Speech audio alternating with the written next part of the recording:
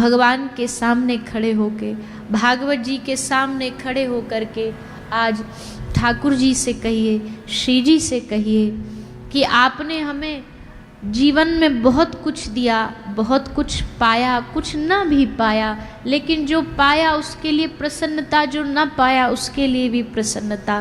पर अब अगर हमें कुछ प्रदान आप कर सकते हो तो प्रभु हमें अपना बना लीजिए, हमें स्वीकार कर लीजिए, मेरा मन अपने में लगा लीजिए। बस इतना रोज रोज मांगने लग गए ना हम भगवान से। अभी हम मांगते तो है, पर अभी कथा में आए मांग लिया, फिर भूल जाएंगे, फिर कल के दिन फिर ये प्रार्थना नहीं करेंगे। हम भूल जाते तो ठाकुर जी भी भूल जाते। हमसे तो ज़्यादा ही व्यस्त होंगे वो, हमसे तो ज़्यादा ही भीड़ होगी उनके पास, हमसे तो ज़्यादा ही काम है उनके पास, तो वो भी भूल जाते हैं। पर जब रोज़ रोज़ भक्त याद दिलाता है, जब रोज़ भगवान के सामने जाके हाथ फैला के मांगेगा कि प्रभु अब बहुत हो गया, अब तो आपको सुननी पड़ेगी, अब तो आपको माननी पड़ेगी। अच्छा एक बात बताओ, बचपन में जब आपको साइकिल चाहिए होती थी, बचपन में जब आपको गुड्डा चाहिए होता, खिलौना चाहिए होता, तो क्या एक बार के मांगने पर मिल जाता था?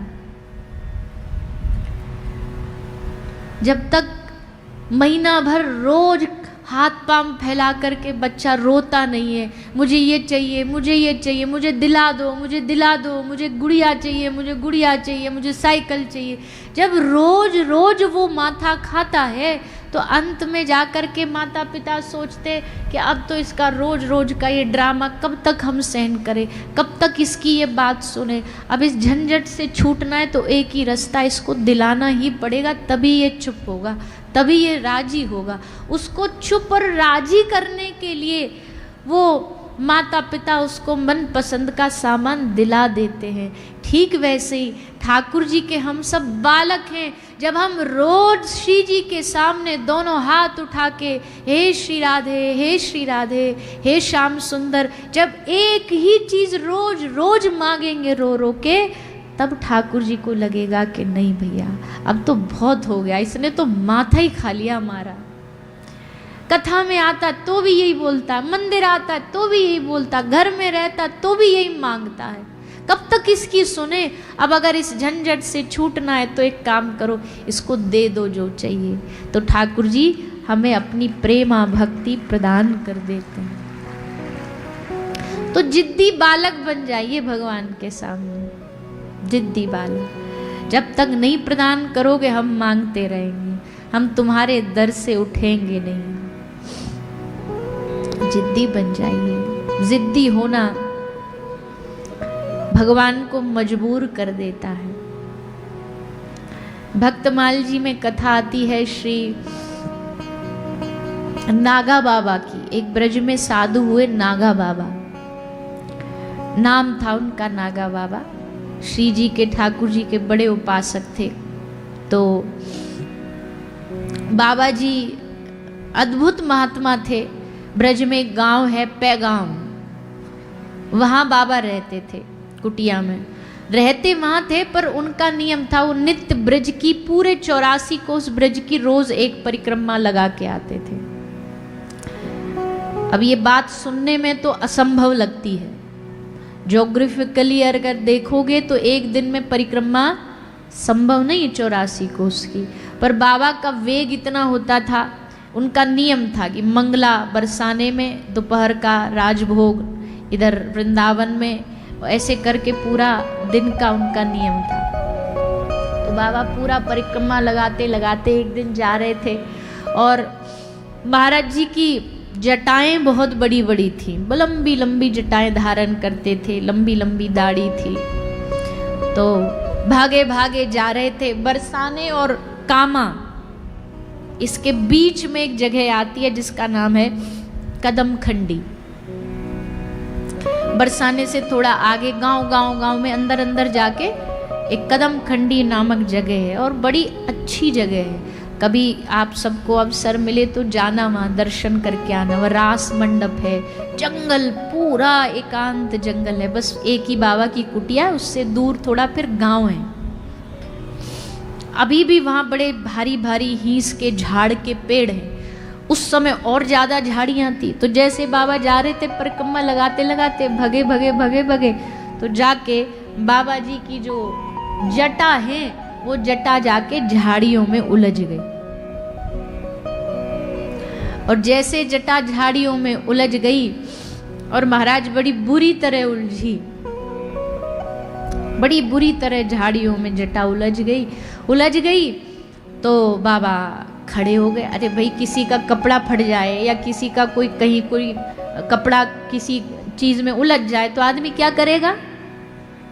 उसे छुड़ाएगा, निकालने की कोशिश करेगा।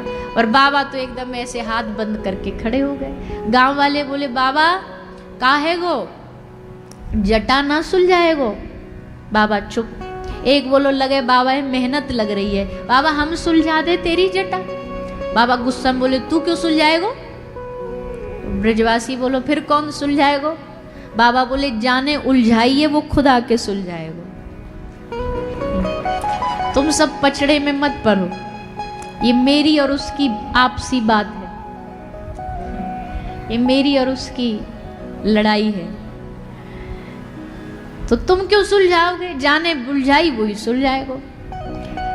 पर बाबा तू कैसी बात कर रहे हो, बाबरो है गए हो का? ब्रज में तो ऐसे ही बोलते ना ब्रजवासी, चाहे कोई कितना भी सिद्ध महापुरुष हो ब्रज में, पर ब्रज का बालक और ब्रजवासी वो बाबा को तू ही कह के बुलाएगो। ए बाबा तू कहाँ जा रहे हो? है बाबा रोटी खाएगो, बाबा बैठ जा। ब्रजवासियों का प्यार है। कन्हैया को बिना तू करे बात नहीं करते थे वो। तो बोले, बाबा तो तू फिर यहीं परो परो मर जाएगो। बाबा बोले, अब चाहे मरू चाहे जीऊं, अब तो ठान लई कि वो आएगो तो ही जटा सुलझेगी, नहीं भले प्राण निकल जाए हमें कोई फर्क नहीं। उसके दिए गए प्राण, उसको ही फर्क नहीं तो फिर मर जाए, इससे बढ़िया तो मरना ही बेहतर है। बाबा भूखो प्यासो बोले, नहीं कछु नहीं खाएंगे। और बाबा बस जिद करके ठाकुर जी के सामने अड़ गए। कुछ समय बीता, दिन बीते, बाबा वहीं खड़े हैं भूखे प्यासे, कोई मतलब नहीं। अब भैया देखो, ठाकुर जी का हृदय ज्यादा दिन तक कठोर रह नहीं पाता है, क्योंकि उनका हृदय है ही नहीं कठोर। कठोर उनका हृदय पत्थर जिनका होता वही तो कठोर रख पाएंगे, ठाकुर जी का है ही नहीं। तो मन एकदम पिघल गया। अरे राम राम राम, आहा हा, क्या बात है, ये बाबा जी तो हमको कितना प्रेम करता है, चलो इसकी जटा हम सुलझाए आते हैं। तो श्याम सुंदर धर पीतांबर कारी कमरिया धारण करके आ गए बाबा जी के सामने, नागा बाबा के सामने। बोले, अरे बाबा बड़ो जिद्दी है तू तो, पर चल कोई बात नहीं, तेरी जिद के सामने मैं हार गयो और आ गयो, ला मैं तेरी जटा सुलझा देता हूं। तो बाबा ने हाथ जोड़ करके पूछी कि भाई साहब आपका नाम क्या? आप कौन? ठाकुर जी बोले, हमको भाई साहब बोल रहा है, तुझे पता नहीं हम कौन है? सबरे ब्रज में एक ही मोर पंखधारी है, एक ही पीतांबरधारी है, एक ही वेणुधारी है, जाके पीछे तू दिन रात भजन करता है, आज तू हमें पहचानने से मना करता है। बाबा बोले, ना ना ना ना, ऐसी बात नहीं है, पर एक बात बताओ, पुलिस वाले के पास अपनी एक कोई डिग्री होती है पढ़ाई की, डॉक्टर के पास अपनी एक डिग्री होती है, आप कृष्ण हो इस बात का कोई सर्टिफिकेट है आपके पास? इस बात का कोई प्रमाण है आपके साथ पास? ठाकुर जी बोले, वाह रे कलयुग, अब हम भगवान होने का सर्टिफिकेट लेके घूमेंगे? तुमको प्रमाण देंगे? और प्रमाण होता क्या है भगवान होने का? ज्यादा से ज्यादा रूप देखो, क्या हमारा कहीं से भी तुमको मेकअप में कोई कमी लग रही है? कहीं लग रहा है कि हम ठाकुर जी नहीं है? मोर पंख नहीं है क्या हमारे माथे पे? हमारे हाथ में बांसुरी नहीं है क्या? बाबा बोले, है तो सब, पर प्रभु देखो आप जो भी हो, पर हमको तो ये लगता है ये ब्रज भूमि है, यहाँ तो बच्चा बच्चा कन्हैया बन के डोलता है गली गली में। अभी जाओ मेला में से बांसुरी खरीद लाओ, बच्चे को मोर पंख लगा दो और वो बालक कहे हम ही ठाकुर जी हैं, तो ऐसे तो काम नहीं चलेगा, ये तो प्रमाण नहीं है। ठाकुर जी बोले अच्छा अब कैसे प्रमाण दें तुझे? अच्छा एक काम कर, हम अपनी मैया को बुला लाते, यशोदा मैया को, नंद बाबा को अपने संग, वो तो आके प्रमाण दे देंगे कि भैया ये हमारा ही छोरा है, ये हमारा ही लाला है, वो थोड़ी ना पहचानने में गड़बड़ करेंगे। तो नागा बाबा बोले प्रभु ये चिकनी चुपड़ी बातें हमें ना बताओ, यशोदा मैया नंद बाबा को बुला लाओगे, पर भैया ये भी बुलाने कोई बड़ी बात नहीं है, अभी हम किसी ब्रज की डोकरी डोकरा को पकड़ लाएं और उसकी जेब में 50 रुपया धर के कहें कि तू बोल दे कि मैं नंद बाबा यशोदा हूं, तुरंत बोल देंगे। इस बात से भी हमें कोई पक्का सबूत नहीं मिलेगा कि आप भगवान हो। तो ठाकुर जी बोले भैया फिर तू ही बता दे, तुझे कैसे तसल्ली होगी हम भगवान हैं, तुझे कैसे पता लगेगा हम भगवान हैं? तो श्री नागा बाबा जी ने कहा आहा, भाव देखो, ये सब नाटक किस लिए कर रहे थे जानते हैं? हंस के बोले कि एक ही बात से प्रमाण हो सकता है कि आप सचमुच श्री कृष्ण हो, जब आपके साथ हमारी प्यारी किशोरी जी आके बोलेंगी कि हाँ यही मेरे श्याम सुंदर हैं, तभी हम मानेंगे कि हाँ आप ही हो, आपका सर्टिफिकेट कोई और नहीं है, किशोरी जी हैं, वही आपका प्रमाण पत्र है। वो आए, ब्रज का साधु, ब्रज का रसिक साधु अकेले कृष्ण का दर्शन नहीं करता, उसे एक अकेले कृष्ण का दर्शन करना भाता नहीं है। अकेले ठाकुर जी आ भी जाए ना तो मुंह फेर लेंगे कि हमें आपसे कोई लेना देना नहीं, आओ तो युगल के साथ आओ।